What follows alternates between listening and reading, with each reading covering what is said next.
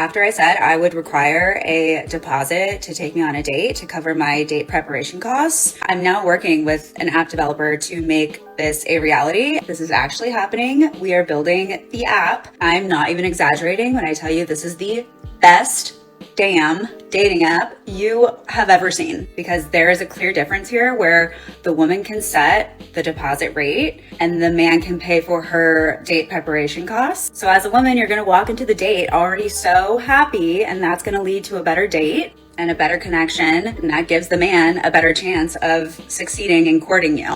The app is called Courted. So when people ask, how did you meet? You can say, he courted me. So cute. The website already looks absolutely stunning, and the app itself, incredible. All of the features are so unique and nothing like you've ever seen on any dating app. Oh, and to everyone who said you can't do that, guess what?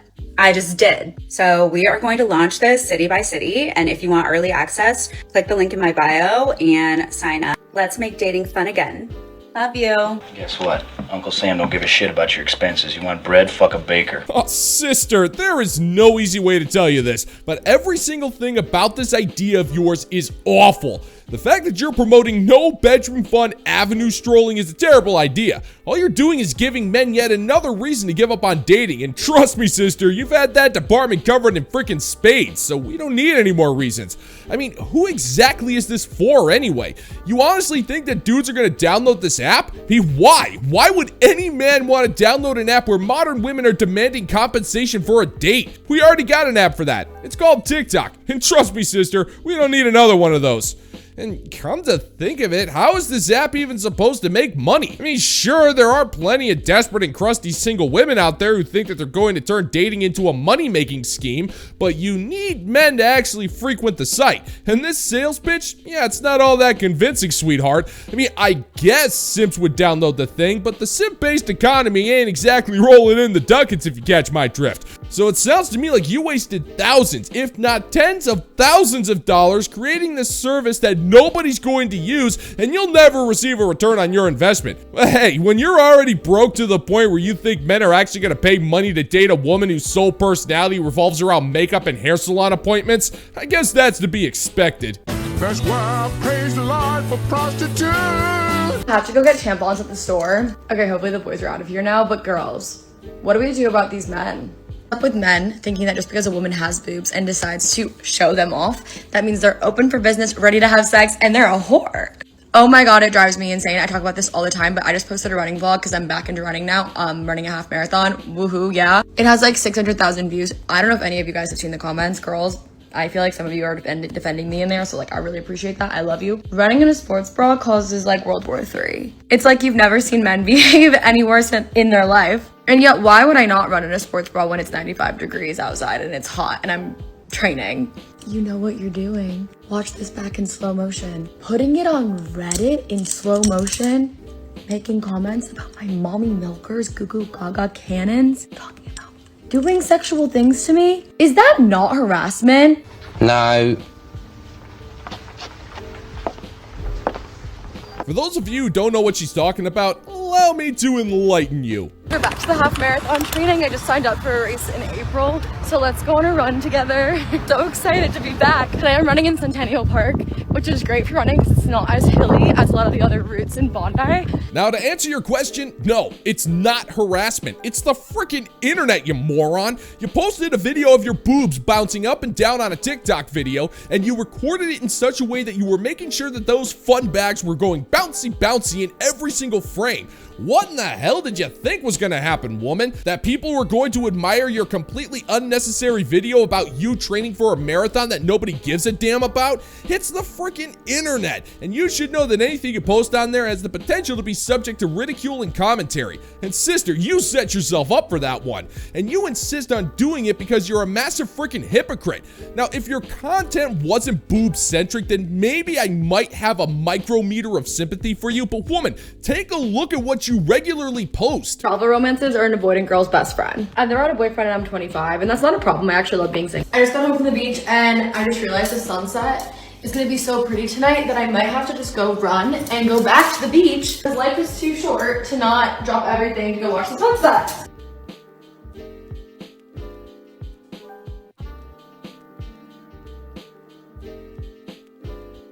Now, if you're gonna put your knockers on the internet like that, then you can't be surprised when dudes comment on them. Because I know this might come as a shocker to you, but a lot of dudes, yeah, they appreciate a big set of tits. You know this, that's why you post them constantly and then get offended when dudes talk about them. That way you can milk the cow at both ends. Why not? With the way you make your money, it's the closest thing to milk you're ever gonna make.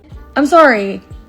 And I know everyone's like, just don't bring it up, just don't even, just let it just be you and post your content and whatever. I don't want to post content if it's not interacting with the community that I want to interact with. So in 2026, I'm making it my sole goal to get these men out of here. All I want is a girl following, and all I want is girls who actually listen to what I have to say and like what I have to say and who I can create for and who I can build a community for. That's my purpose. That's my goal. It's not about the men. So if you're a girl and have any idea on how to get rid of these guys in my following, like, please let me know, because I feel like every girl that I talk to has like a 99% girl following, and it's like, I have not been blessed by the gods in that department because I have this situation. I'm not just gonna not show my body ever on social media because men can't control themselves, because that's not my problem. That's not my problem. It's yours.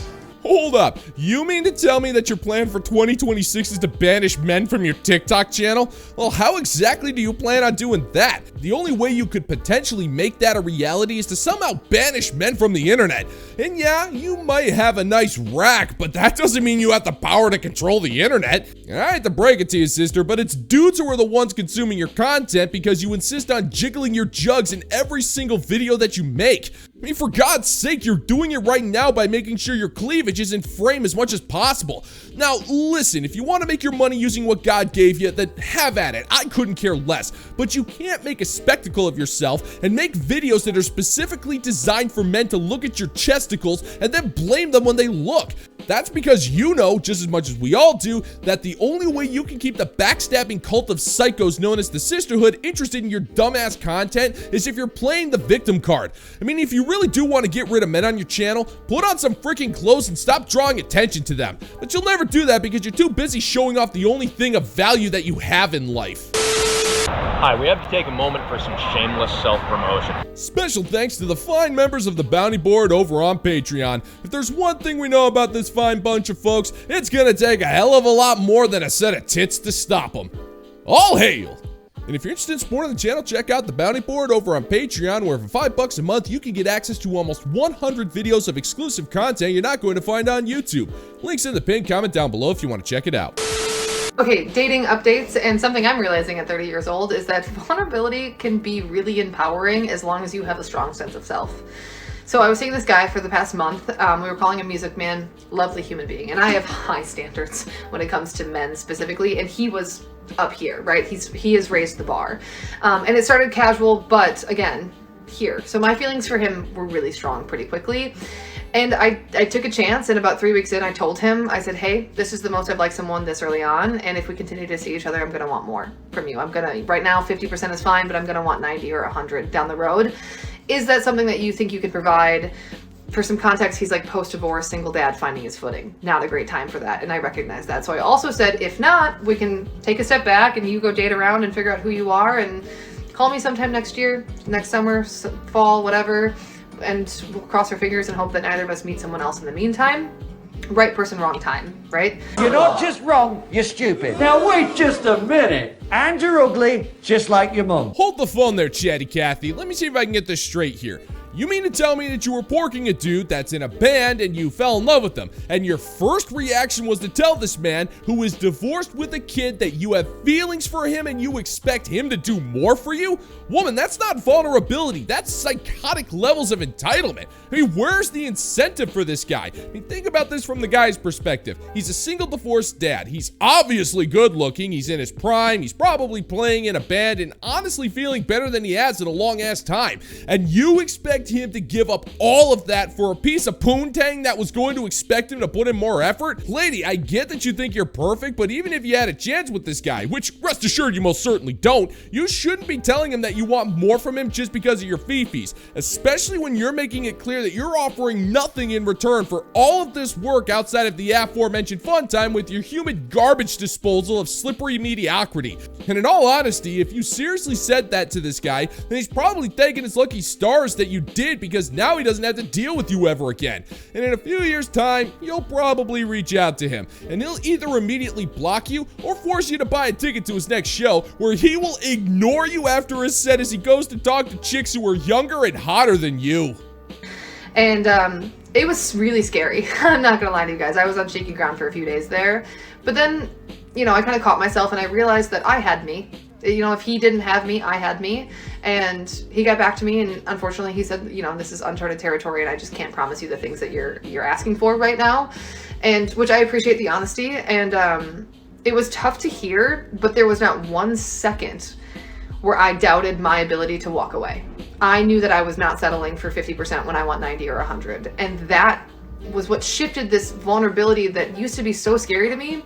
I realized how empowering it is to speak plainly about how strong you feel about someone, and then to ask for the things that you need. It becomes a really powerful tool when you know that you're gonna abide by your standards. And right person, wrong timing really sucks. It can be pretty miserable, but there is just never a wrong time to stick to your standards.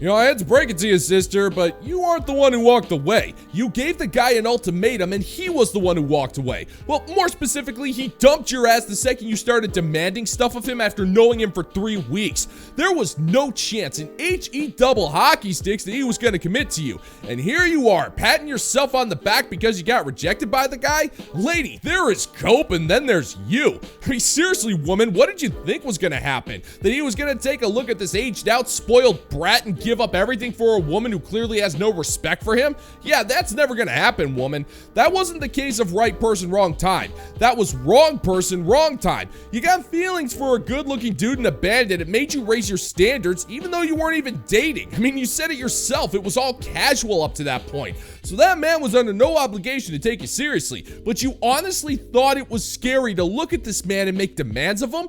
Woman, that's one of the most cowardly things you could ever do, because you're in no position to make any demands whatsoever. But hey, I get it. You need a consolation prize for being a life failure. So if it really means that much to you, here you go, sister. Here's your prize for doing what you always do. Woo! Hey! Hey! I really just need to know if this is happening to anyone else or if it's just me, but in the past couple of weeks I've had dates lined up with guys, mostly ones that they've initiated, let me add, and genuinely I'm gonna say like 3 or 4 times in the past 2 weeks. They've either cancelled on me the day before, completely ghosted me, or the worst, cancelled on me 45 minutes before. Once my makeup's done, I'm dressed, I'm ready to go, I'm G'd up. Like, why? Genuinely, why? For a first date, I'm obviously not emotionally invested. I'm not offended if you don't want to go on the date. But just have the respect to not ask me on the date in the first place, or cancel a few days before. Don't waste my time, don't waste my energy. And the absolute worst part of this is the ones that have ghosted me still continue to like my Instagram stories. What are you actually playing at? I do not understand. Someone, please, for the love of God, explain, because it is doing my head in. I could yap on about this for hours, so I'm going to stop it there. But if anyone has some insight into this, please let me know. Now, idiots! It's simple! Oh, that? Well, that's easy to explain, sister. You see, you're what's known as the backup plan. You're not exactly on that dude's roster, though. You're more like you're on the roster to potentially become a prospect to potentially be eligible for a temporary position on his secondary roster. And him canceling the date was just his way of saying that either a hotter chick became available, or he realized that he wasn't all that desperate and just wanted to kick back at home and play some Vandal Hearts 2 instead. mean, seriously, have you ever played this game? It's not bad if you can get the chance to play it, but I digress. If he ghosts you, the same rules pretty much apply, except he doesn't want to deal with the inevitable meltdown over it. Because let's face it, woman, all you have is time. That's why you dedicate all of your energy to these dates. I mean, for crying out loud, woman, you schedule your showers around these freaking things. And you'd think with all of the cancellations and the ghosting that you wouldn't bother putting in a gargantuan amount of effort for something as simple as a coffee date. But no, you insist on going all out. And if that's the case, you got no one to blame but yourself there, sister. We live in a time where Chad makes the dating rules since you give him all your power. And Chad? Yeah, that dude's a ruthless emperor and he shows no mercy. He doesn't really have to. I mean, what are you gonna do about it? You're gonna obsess over him liking your Instagram posts as you lament about why men don't want you. And once he reaches out to you again, you'll accept his offer for a date and get ghosted again. It's a vicious cycle, and it's one that you gladly participate in, sister.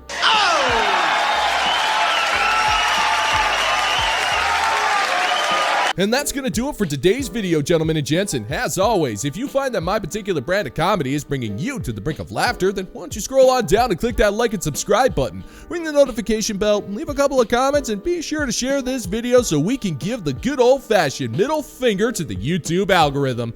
Thank you once again for checking out the new video, gentlemen and gents, and until next time, peace out, homies.